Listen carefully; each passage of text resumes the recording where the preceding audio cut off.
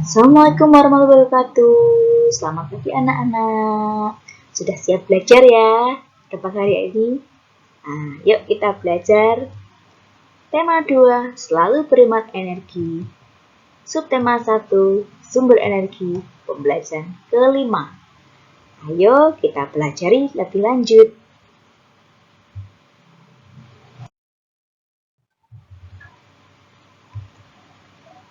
Kamu akan menyanyikan lagu Menanam Jagung secara berkelompok yang terdiri atas 5-6 orang.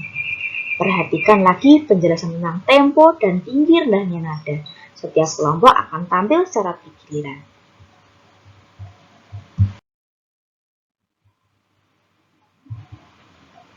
Jagung adalah salah satu sumber daya alam yang berasal dari bidang pertanian. Indonesia juga kaya dengan sumber daya alam laut. Salah satunya adalah ikan. Tahukah kamu sumber energi yang digunakan untuk mengeringkan ikan? Apa ya? Keringan di mana ya? Ya, ikan dikeringkan dengan cara dijemur. Menggunakan energi apa? Menggunakan energi matahari.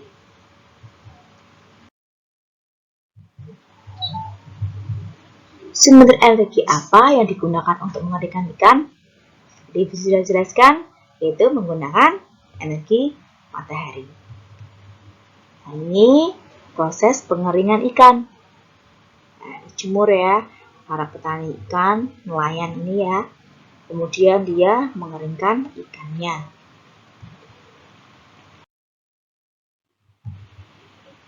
Energi matahari. Matahari merupakan sumber energi terbesar bagi bumi. Energi matahari dapat berupa energi panas dan energi cahaya. Yang keduanya dapat langsung kita manfaatkan. Energi cahaya matahari membuat bumi menjadi terang di siang hari, sehingga kita tidak perlu menyalakan lampu. Energi matahari membantu proses fotosintesis pada tumbuhan. Energi cahaya matahari juga bisa dimanfaatkan manusia sebagai energi alternatif untuk mobil dan pemanas air di rumah dengan memanfaatkan panel surya. Tahukah kamu bahwa Indonesia merupakan salah satu negara kepulauan terbesar di dunia? Sebagian besar wilayah Indonesia adalah kawasan kepulauan dengan daya yang sangat tinggi nilai ekonomisnya. Salah satu contohnya adalah Banyuwangi. Panjang garis pantai kabupaten yang berada paling ujung timur Pulau Jawa ini sekitar 175 km. Dengan potensi besarnya, Banyuwangi konsisten menjadi penghasil ikan laut terbesar setelah Bagan Siapiati. Dan bahkan hingga kini masih terus mendominasi hasil perikanan di Indonesia, baik perikanan tangkap maupun industri perikanan lainnya. Kabupaten di ujung timur Pulau Jawa ini telah berhasil melakukan ekspor hingga ke 18 negara.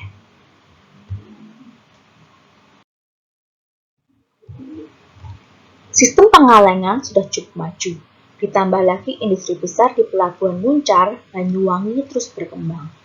Kabupaten ini sendiri mencatat pertumbuhan produksi ikan tangkap yang konsisten, yaitu sebesar 31.600 ton pada tahun 2011 dan naik cukup besar menjadi 44.570 ton pada tahun berikutnya.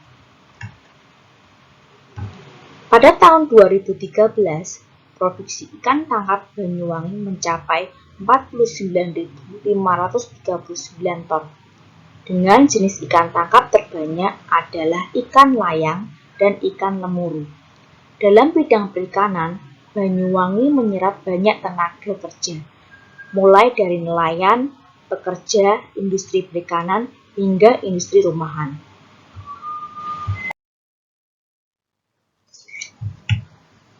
Mari kita jawab pertanyaan berikut ini ya. Bagaimana kaitan antara letak Banyuwangi dengan sumber daya alam di wilayah tersebut? Jelaskan. Banyuwangi memiliki panjang garis pantai sekitar 175 km. sehingga memiliki potensi besar menjadi penghasil ikan laut. 2.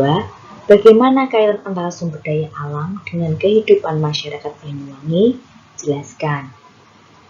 Sumber daya alamnya kan banyak,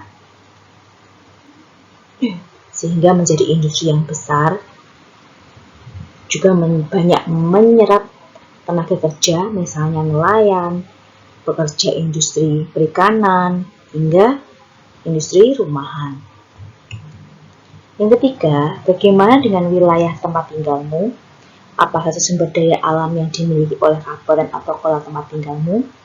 Kalau di Semarang ini, mungkin sumbernya juga perikanan, karena Semarang merupakan daerah dekat dengan laut, yaitu pantai Laut Jawa ya, tapi laut dalam ya, sehingga ya perikanannya juga lumayan, tidak sebagus daerah pantai selatan. Namun kalau di Semarang itu banyak industri ya, seperti industri beberapa pabrik-pabrik ya, karena jarang ya kalau pertanian, sebagian besar kota Semarang juga jarang dengan pertanian, karena sektornya Semarang merupakan sektor industri. Kemudian yang keempat, bagaimana sumber daya alam tersebut mempengaruhi kehidupan masyarakat setempat? Ya, sumber daya alam mempengaruhi kehidupan masyarakat setempat. Karena semakin banyak sumber daya alam, jadi bisa dimanfaatkan dan untuk memenuhi kesejahteraan masyarakat tersebut. Bila sumber daya alamnya sedikit, ya tidak bisa dimanfaatkan. Sudah paham anak-anak tentang tadi materinya, yaitu tentang energi matahari dan kemudian sumber daya alam kota Banyuwangi yang menjadi sektor industri, yang industri tentang ikan laut ya. Nah, udah paham ya?